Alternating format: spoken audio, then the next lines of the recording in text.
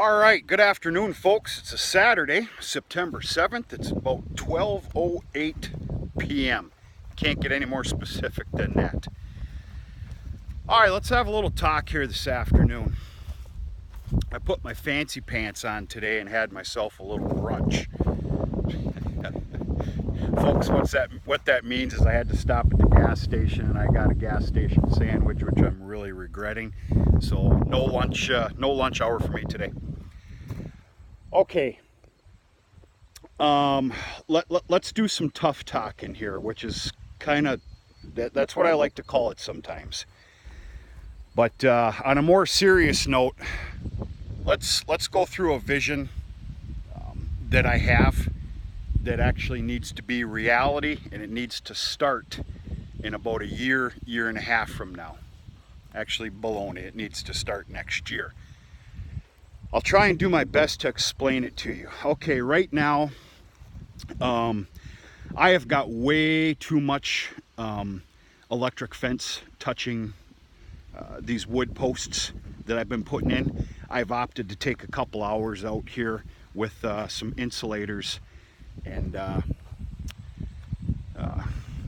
kind of fix them accordingly here. Otherwise you'll just short out your fence and then it's not doing anything for you.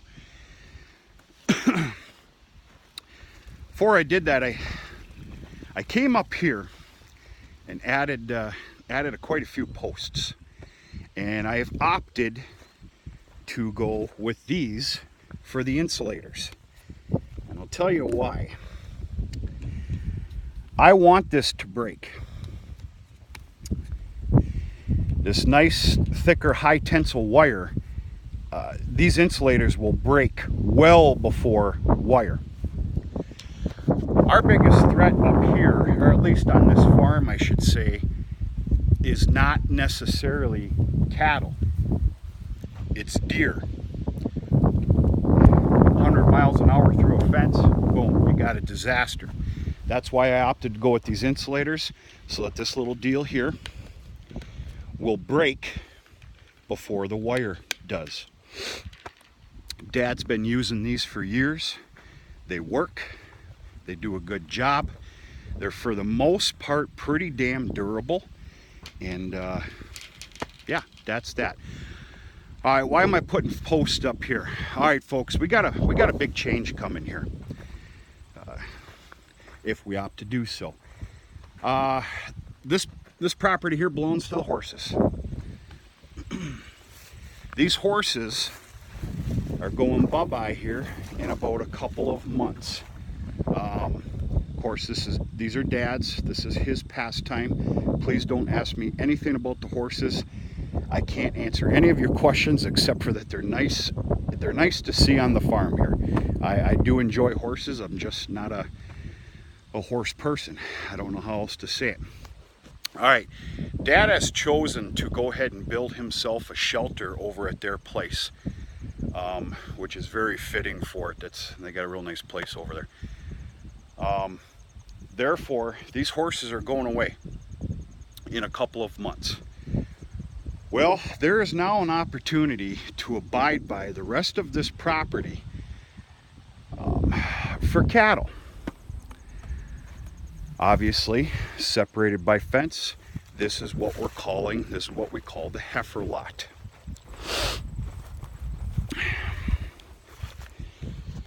Now, I've shared with you the goal that I want this to become, and I'm damn near there, a 100 head cow-calf operation. I fell short of that this year. I don't feel bad about that at all. I worked my butt off to get to where I am at. Next year, next summer, there will be 100 head breeding next year, okay? So what I have in mind, the vision that I have here is to, the rule of thumb up here for the most part, folks, is to sell off your feeder calves in the fall, whether it be September, which is way too early as far as I'm concerned, but whatever, teach their own, October, November, and December.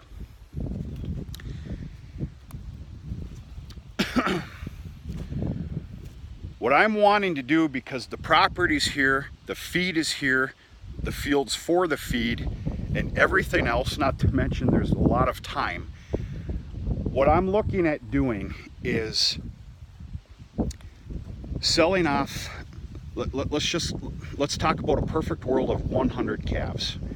That world's just a little too perfect, but you got to start somewhere.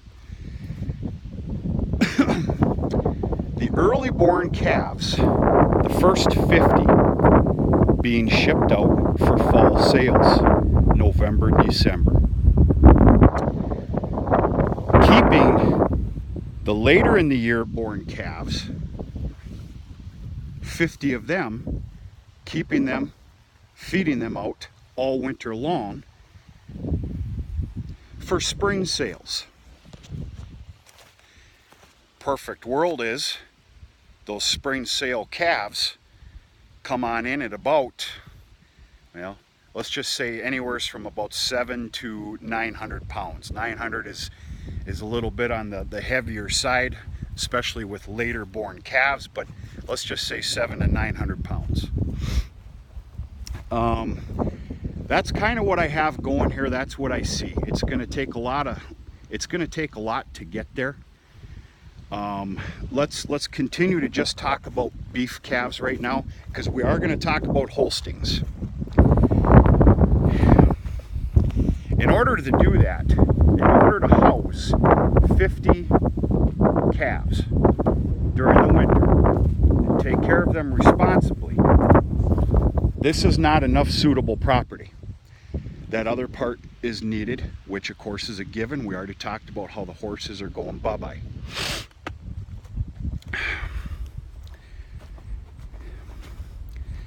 And to do something like that, we are going to talk about a TMR.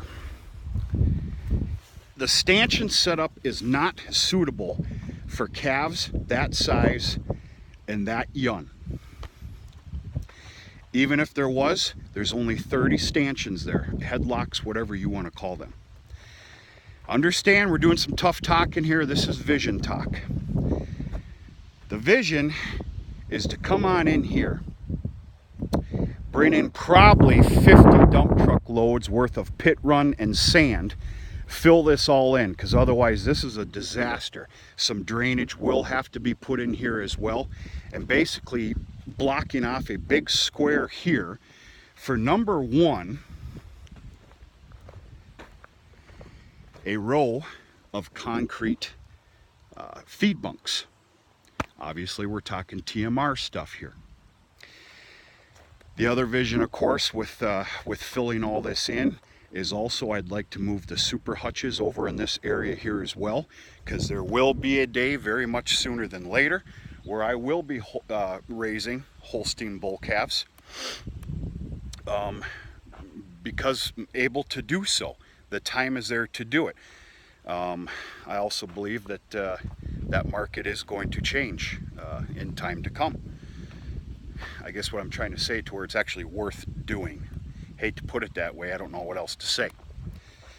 I also see this being big enough to where I'm going to call it kind of a commodity yard. A big shed for no.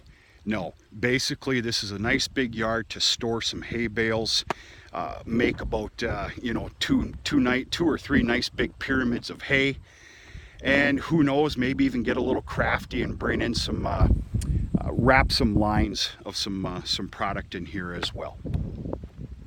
Okay. Kind of getting off the beaten path here, I think, but I think you're keeping up with me. All right, another thing that needs to be done for this vision to be respectable and responsible, that is not a suitable enough room for shelter for 50 head during the winter. That must be expanded. That addition that you see there, that is for the horses. That would unfortunately have to be taken down, and I would basically like to match the shed, the shelter end, not the big end where there's hay and equipment, and extend it out. How far, how long, I don't know. Whatever's acceptable for 50, 60 or 70 head within this yard. Okay, Now we've got a win-win. Understand that these beef calves are going to be in here.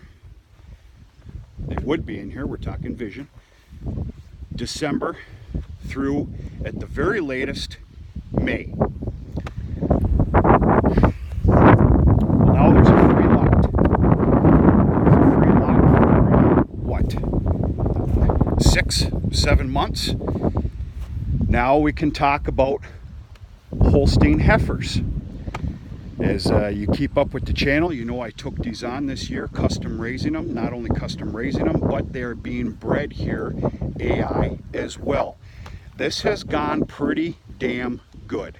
I'm very happy, with the exception of these pigs and all the hay that they're going through, especially this year. It really hurt.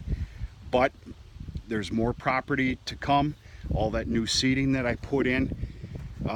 What I'm getting at, folks, is right now there's 40 Holstein heifers in here. With everything that I just talked about, I can see doubling this number. Yeah, maybe that's a little too much, but let's just say doubling this number for that 6 or 7 months out of the year when this lot is empty. So it's kind of a win-win-win, so to speak.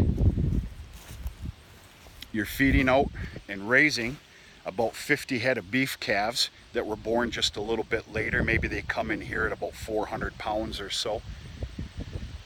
Feeding them all winter, selling them off in the spring, taking about a 3 to 4 week little leeway to clean out the yard, which of course gets extremely messy.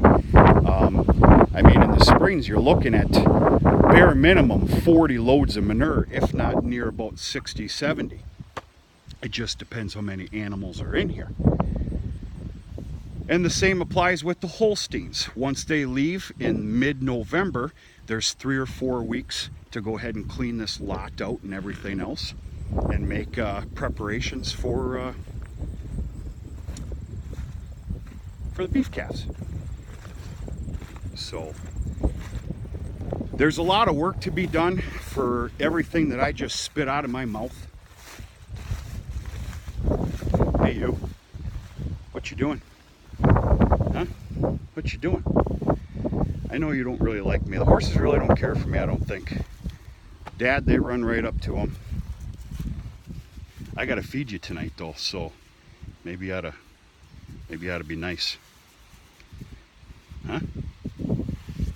Come on, that's about enough of all that. So anyway, rambling on here, just kind of sharing with you what I'm seeing and what I'm wanting to do, and I dare say what has to be done for the we'll call it financial stability of this farmstead. With all the changes taking place these days and a lot of hardships, yes, I'm complaining a little bit. There's room to complain. It's about expanding kind of where you can, and a little bit of diversification, which a lot of what I just spoke about is that. So that's where we stand, folks. I added these posts in, like I said this morning. I do have intentions of taking the steel out. And then I said something on yesterday's video with the post I was putting in. Somebody left a comment, and you're absolutely correct. Those posts are a little too far away to be putting barbed wire up as well. Here's a little bit of a different story. I kind of want this, I basically want this like Fort Knox here. There will be barbed wire going up on here though. So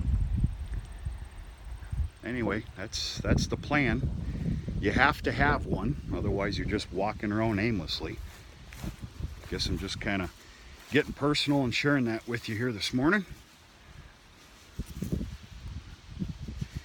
This is the young one.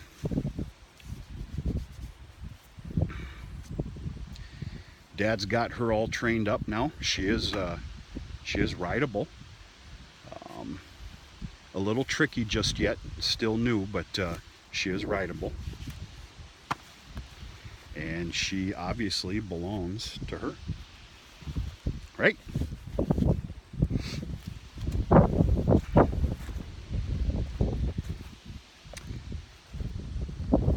I can see keeping this separation fence up here, but with a real nice grand opening. I guess for when it comes to, sorry about that wind, folks. When it comes to working the cattle and chasing them on in here, and of course we need to, what we didn't talk about is a good working station as well for vaccinations and of course load up. But I don't know, just sharing with you my jibber jabber here this afternoon. And why not? Like I said, if you don't have a vision or there's not a future, more possible goal, not that I, you know, I'm no smarty pants, but you're just walking around aimlessly. So that's what we're looking at here, folks. I need to get my lazy butt in gear here. I got a lot to do here yet today. I do have to take off tomorrow morning after chores for a few days. So I got a lot to do here yet. Get out of there! Never walk behind a horse. Come on, you get out of there. Just get away. So, no, out. All right, folks, we'll put another video on here in some time to come, and we'll talk to you sooner and later.